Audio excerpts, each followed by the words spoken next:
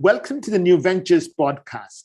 Our guest for today is Anton Root, the head of research at Allied Crowds, a data and technology firm focusing on alternative finance in emerging markets. Today, we're going to talk about the report they published earlier this year, Nature-Based Solutions in Carbon Offsetting, and the report has actually a focus on Southeast Asia. Welcome to our podcast. Anton? Thank you, Sandra. Thanks for having me. Can we begin by demystifying for our audience the two terms which are really critical? One is REDD+, reducing emissions from deforestation and forest degradation, and the other, of course, voluntary carbon markets. Sure, happy to.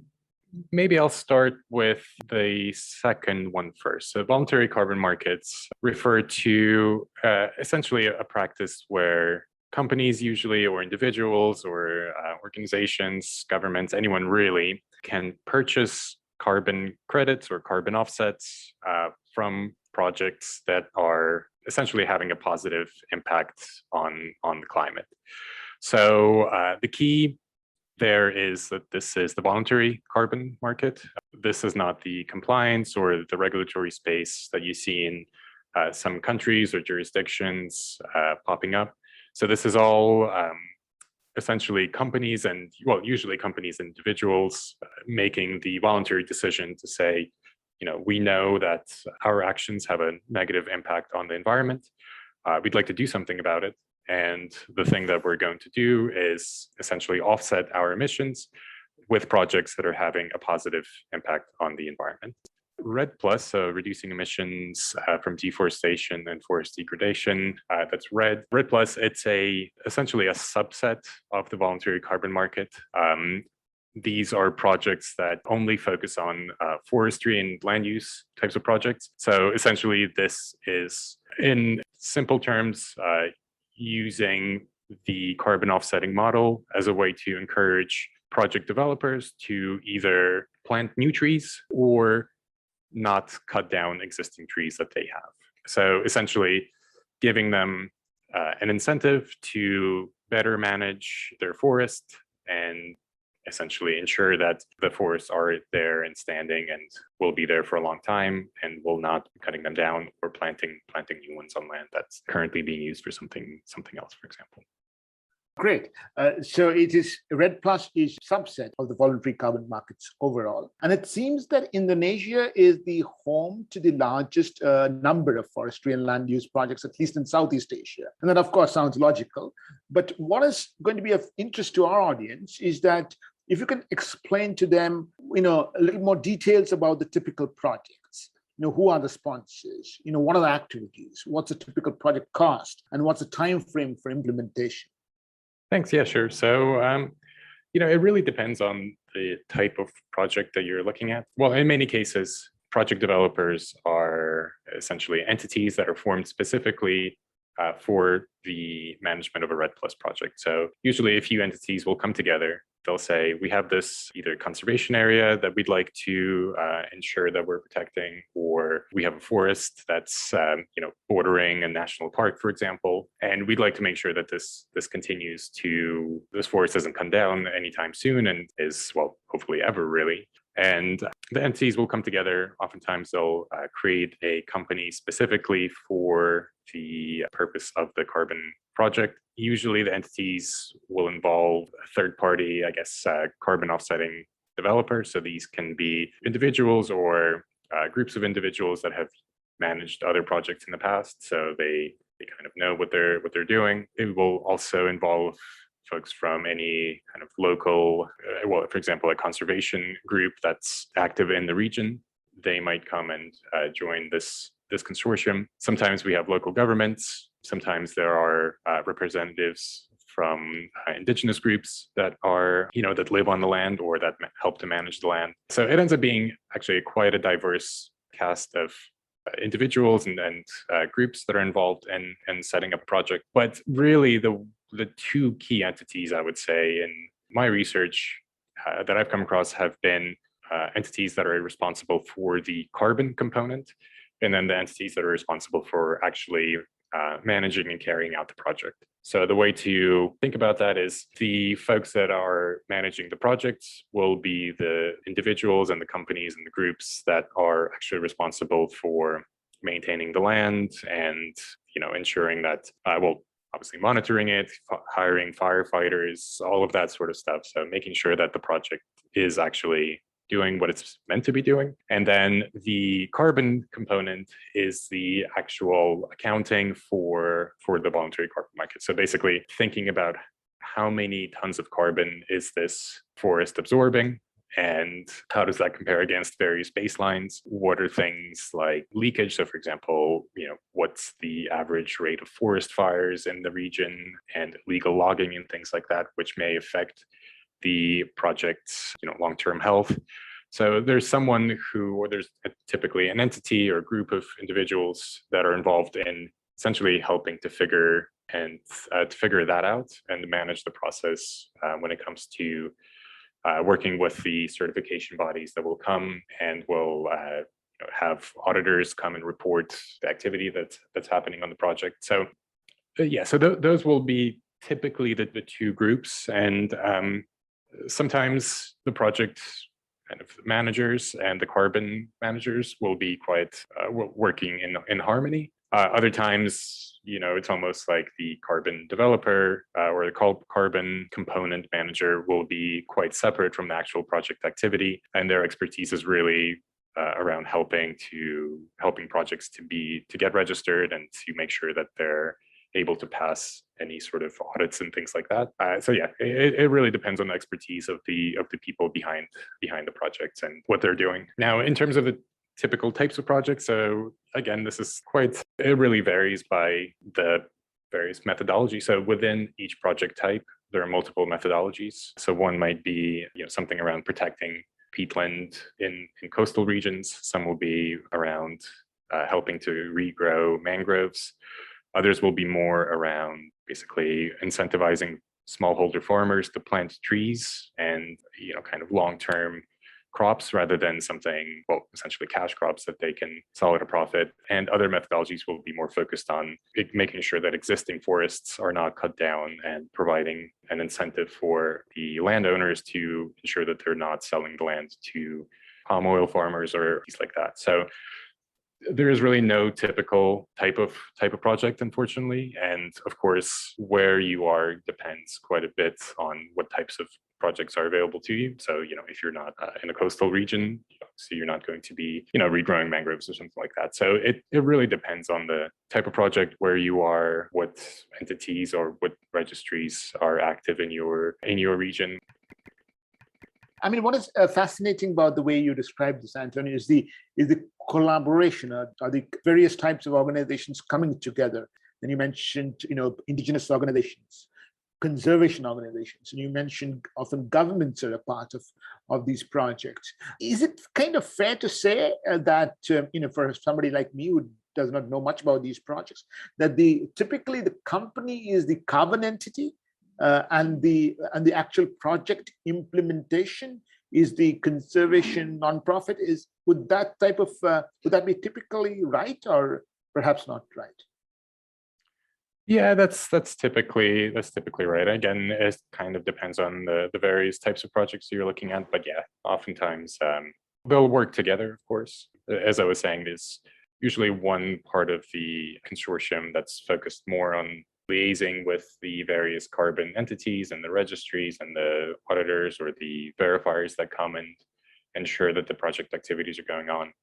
And then there's another side there, which is working with the indigenous communities and essentially actually implementing the project in terms of whether it's planting the seeds or monitoring forest health, things like that. So that's typically those are typically the two sides of the equation, I guess. So one thing I wanted to also ask you is that, you talked about the types of activities, growing mangroves in the coastal areas, to growing, agroforestry for smallholder farmers. Obviously these are long-term projects. So could you just tell us a little bit about the time frame of these projects? Yeah, typically projects tend to have a lifetime of about 25 to 30 years. And they will have sort of carbon certification periods that correspond with that. So effectively, this means that over the next 30 or so years, a forest or land will be generating carbon credits according to a schedule that's initially kind of forecast at the very start of the project. And then either every year or every couple of years, entities come and verify that the activities that the project is meant to be doing are actually happening, and the project is doing what they're saying or what they said they would be doing. And there haven't been, major negative impacts. For example, large forest fires or tree blight or something like that, which could obviously affect the project's carbon stocks. So you have some projects that are shorter, so more like 10 to 15 years. Others are more like 60 years. But I would say on average, if you're looking at a carbon forest and land use, forestry and land use carbon offsetting project, those tend to be, again, roughly, I would say on average, about 30 years. Thank you. This is great. And so we can now move to talking about the two countries that are really profiled in that report. And we'll start with Indonesia, because the market in Indonesia is largest, but it's still just slightly above 20 million, which is not a very large number by any stretch of the imagination. So my question to you is, how do you see the growth of this market in Indonesia and generally in the ASEAN region? Sure, yeah. So I would say over the past year, and really, this market is moving very quickly. Well, there's a lot more demand now for voluntary carbon offsets than there has been, I think, for maybe the last 5 to 10 years. Well, I would say the vast majority of that is driven by companies who are making net zero pledges and pledges to be carbon neutral. And that's really being driven by consumers saying, we don't want to be buying goods or services from companies that have a negative impact on the environment.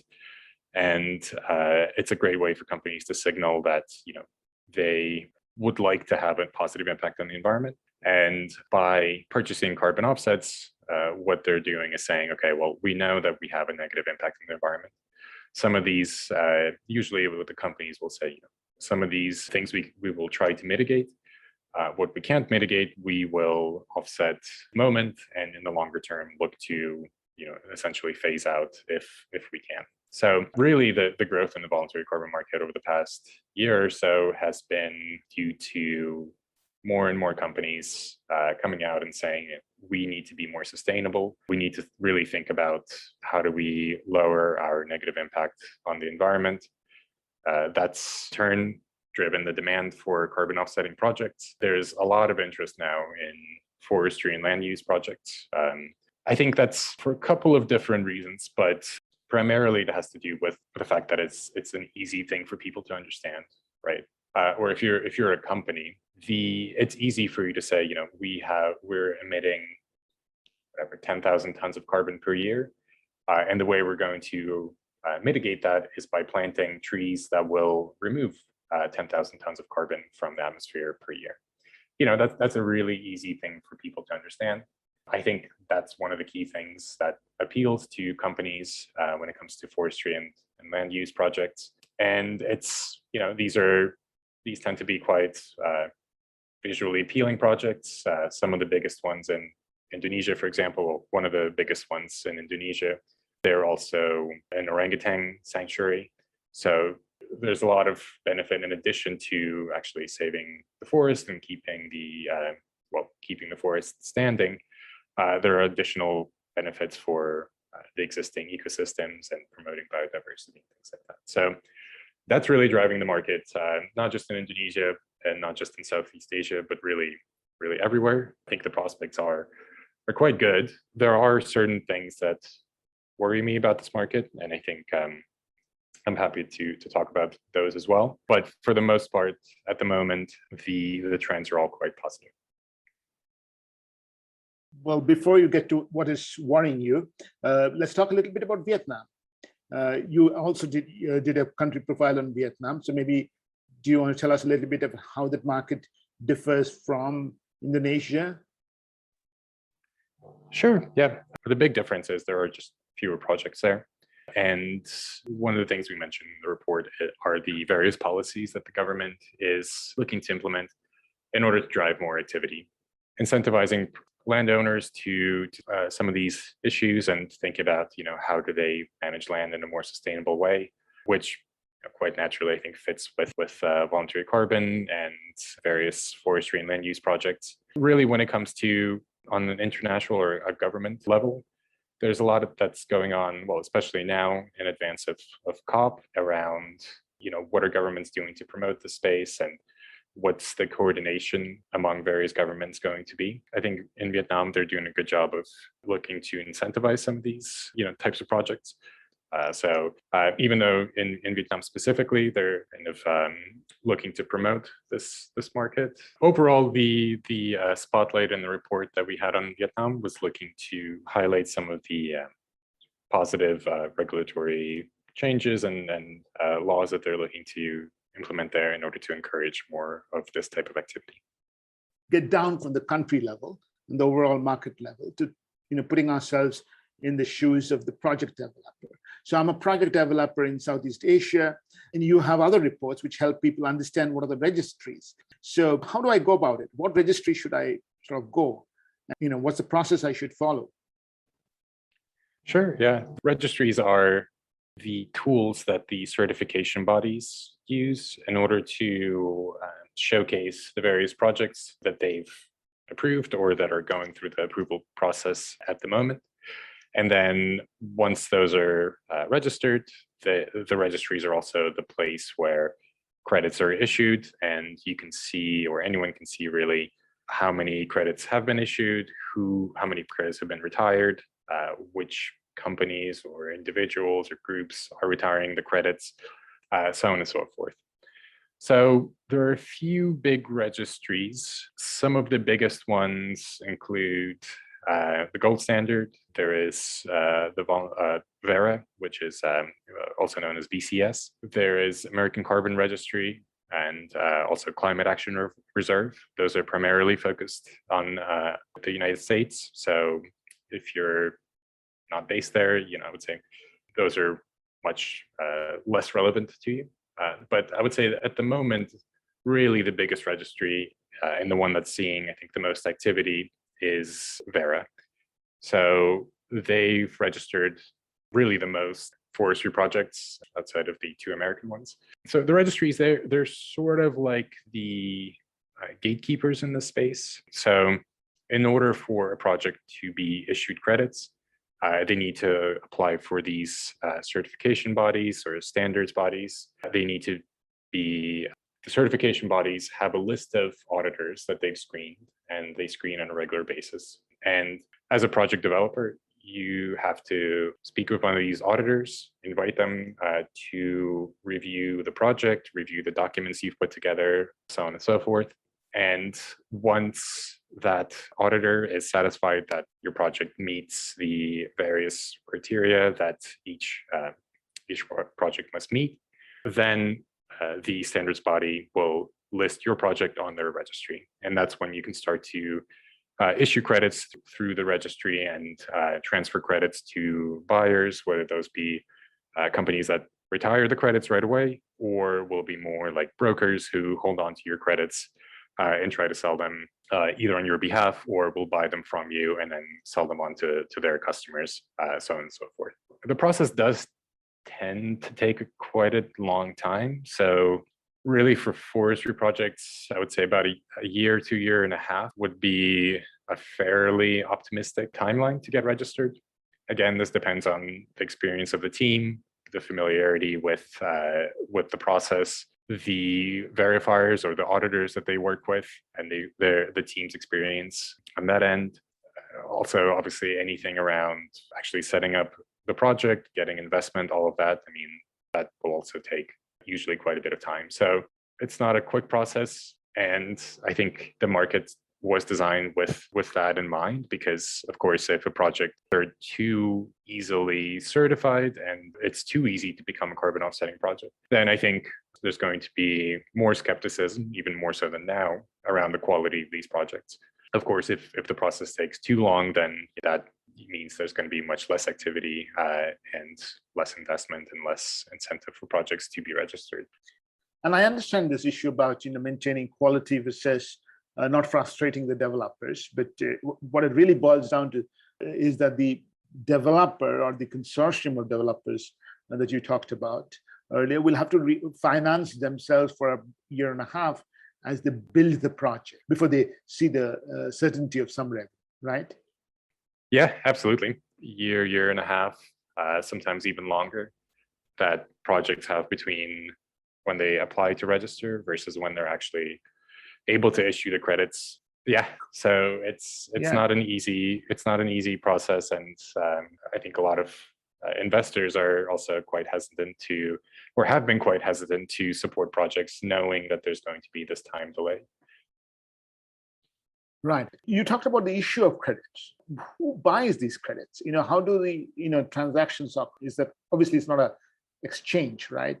So maybe you can explain to us that. Sure. Once the credits are issued, a project has various options in terms of who to sell the credits to. Now, until I'd say about a year and a half ago, when the market really started to take off in a big way, most of the buyers for the credits would be essentially intermediaries and brokers who would buy low and sell high to companies that are looking to offset their emissions. Now, those intermediaries, their place in the market was really to guarantee that there was demand for credits. And even though they were, as I said, sort of, I think, making a fairly healthy margin on the transactions, at the very least, that ensured that there is going to be demand for credits. Now, more recently, I think you're seeing more and more firms going directly to the projects and saying, look, we need to purchase 100,000 tons of carbon a year for the next 10 years on an annual basis. Can you essentially guarantee that supply for me? So more and more we're seeing, I think, companies and say, okay, well, we have such a large demand that we should actually essentially start being our own, sourcing the credits ourselves rather than going through the brokers.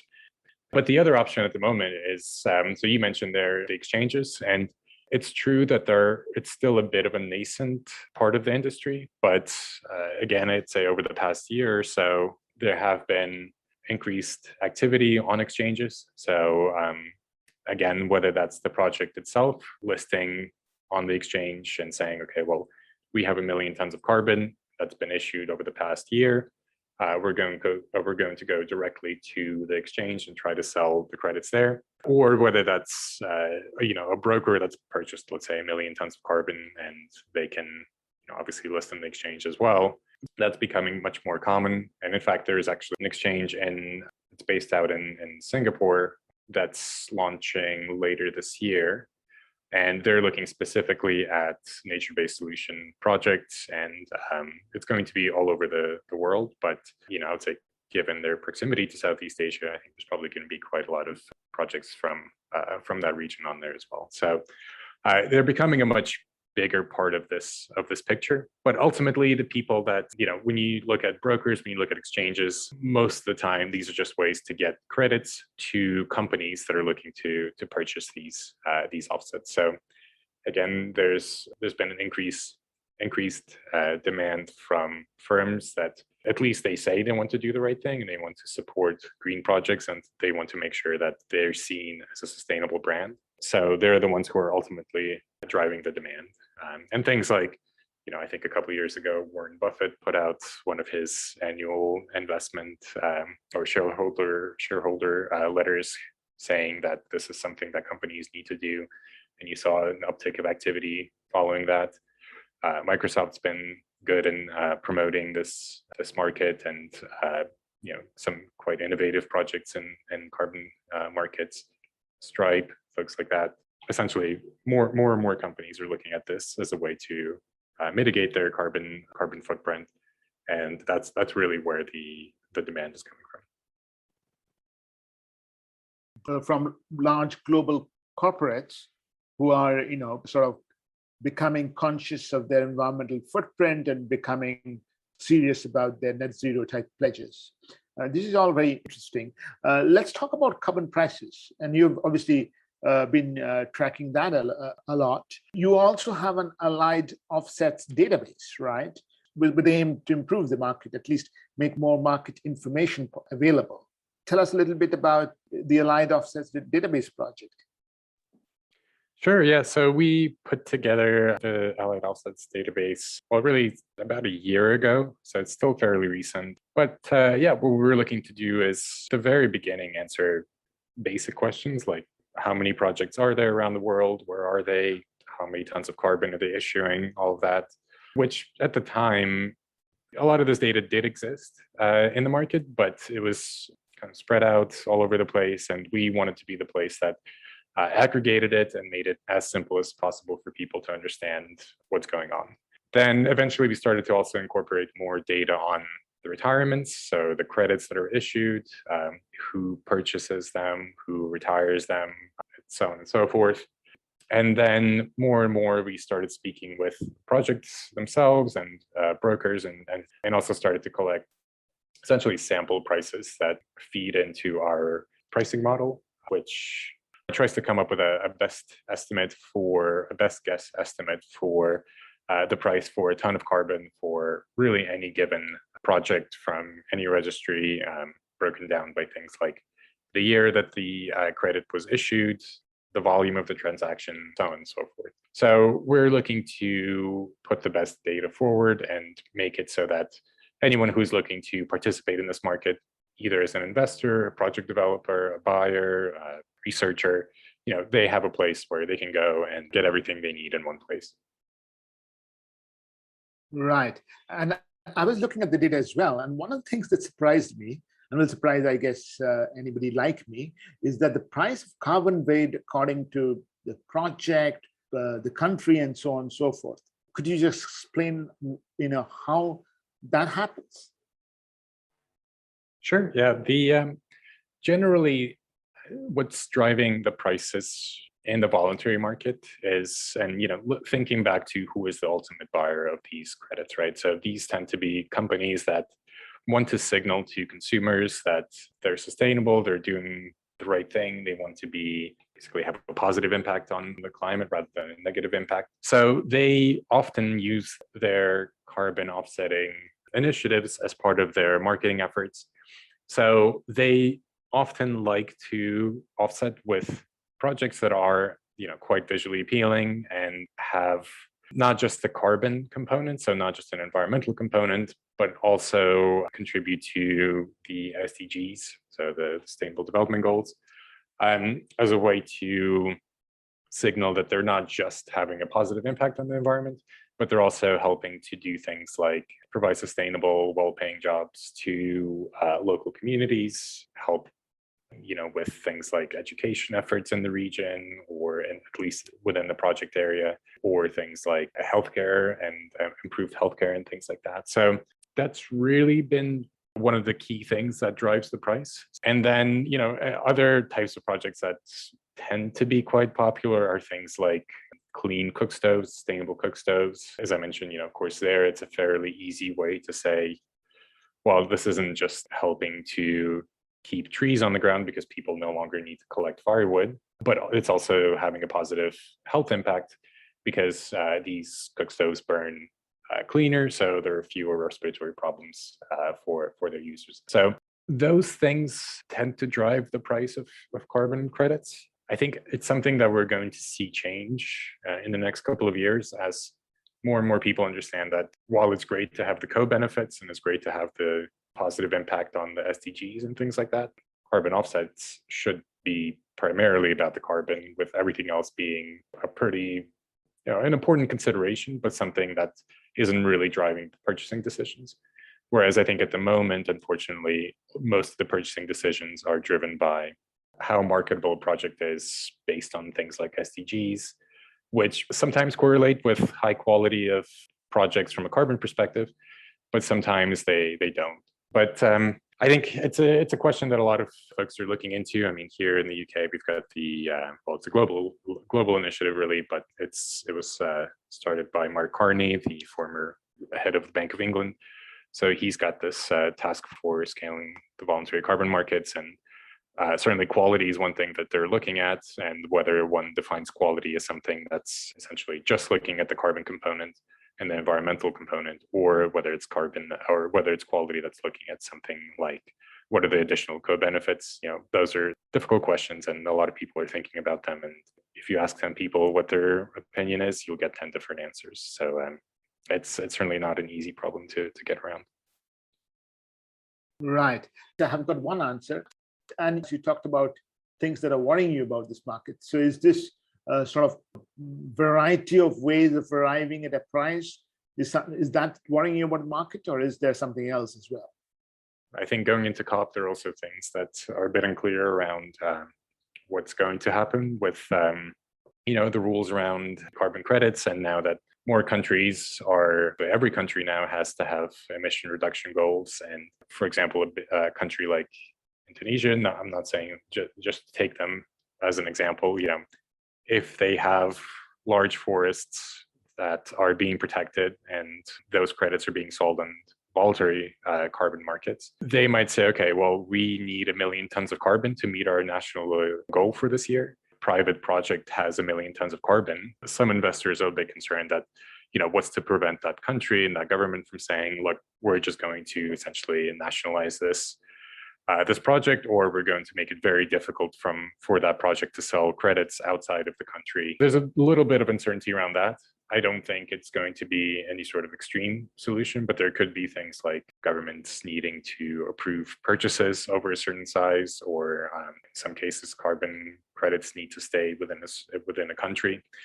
These are all concerns that I've heard from some project developers. So we'll see what happens at COP. Again, I don't expect there to be big changes in the regulation, given that the market's kind of growing and seeing quite a lot of interest. I would be surprised if governments came together and looked to prevent that from continuing. But there's certainly a risk. We'll have a little bit more certainty after going to be good for project developers, and also for investors that are thinking about, if I'm going to be putting money into this and locking away money for several years before I see any revenues come back in. These are certainly questions that they're thinking about as well. This is very interesting, actually. I mean, the way you are describing it, that is today the market is small, but very global. But as the market expands, it could well become fragmented. And, I really like the risks that you put up of the carbon from one forest being almost nationalized for use in a country's budget, as opposed to a corporate budget. It's all, it's all possible, I suppose, in the next few years. And then the other point that you made, I think, is also very interesting, which is that, if people don't have faith in the buyer's ability or interest to buy genuine carbon offsets, then they would not have faith in those statements. I'm wondering, on the other side of the equation, what are your thoughts on developing larger numbers of good quality projects? It's a good question. I think it's one of these things that the thing that has been preventing more projects from taking off and getting started and things like that has just been lack of activity, which has meant low prices for voluntary carbon credits. Now, as the activity is picking up, we're seeing more and more individuals and project developers and potential project developers come to us and say, we've got X number of tons of carbon that we think could be a great fit for voluntary carbon. How do we actually make this happen? And I think that wouldn't have happened a few years ago, when essentially the cost of going through the registration process, the cost of complying with some of these methodologies may have even been higher than the revenues that the project would get from selling their carbon credits, right? So now that the prices are going up, revenues for the projects are going up as well.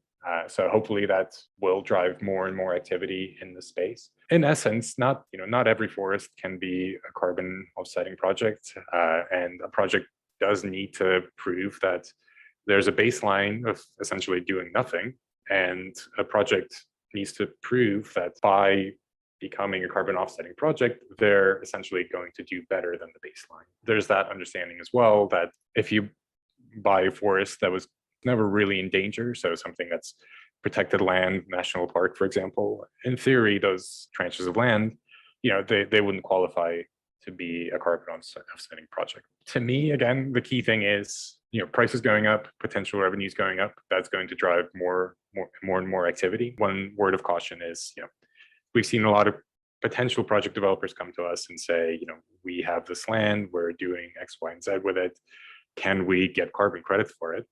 And oftentimes the answer is, well, no, or maybe you can, but you only get a tiny fraction of what you think you're going to get, which means it's probably not really worth it for you to become a carbon offsetting project. So project developers really need to think about how they fit into this market. And I do think there's a lot of potential for a lot more projects to come online over the next couple of years.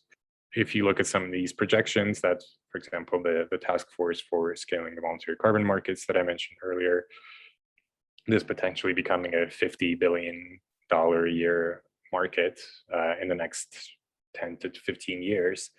If that's going to happen, there's going to be a lot more supply of credits.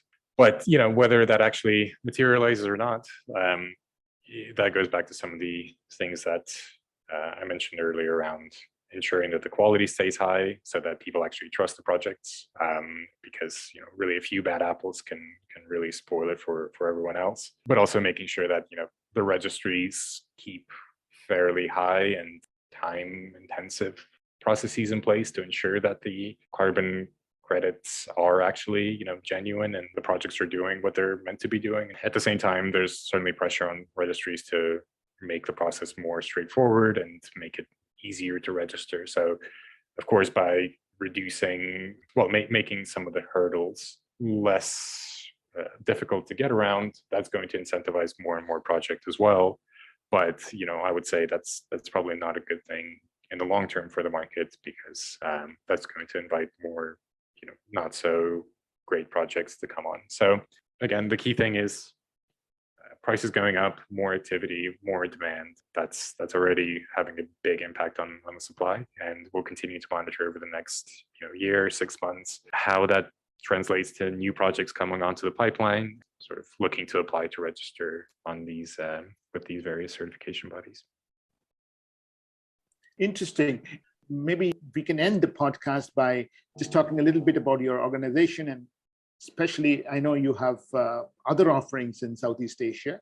So maybe talk a little bit about your organization and what your products and services are.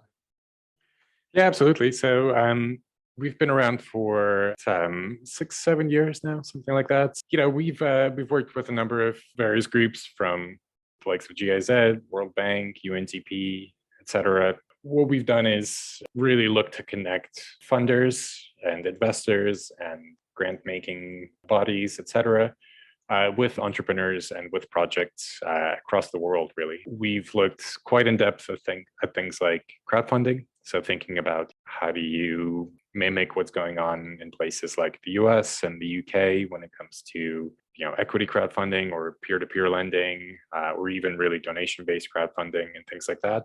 Is there potential for that across other markets? In some cases, absolutely. In some cases, it's really taken off in a big way. In other cases, less so for various reasons. So we think about what are the best ways for organizations to potentially use crowdfunding and in order to finance their projects or in order to finance companies. But also we look at things like venture capital activity, impact investment activity across all emerging markets. And look at things like, in which countries is there perhaps saturation of, for example, tech-focused venture capital firms? And in which places is there probably more of a need for those types of investors? So everything from working with organizations to kind of think about that type of question at a macro scale. So regionally or in a given country, what's the activity? Where is the money coming from? Who's going to? So on and so forth. But also on a more company-focused level, creating reports around, what actually drives investors to make investment decisions in a given geography or in a given sector type. And that's how it all sort of ties in together. And that's so important as well. Thank you very much, Anton. It was wonderful having you here. Thank you. Thank you, Sanjay.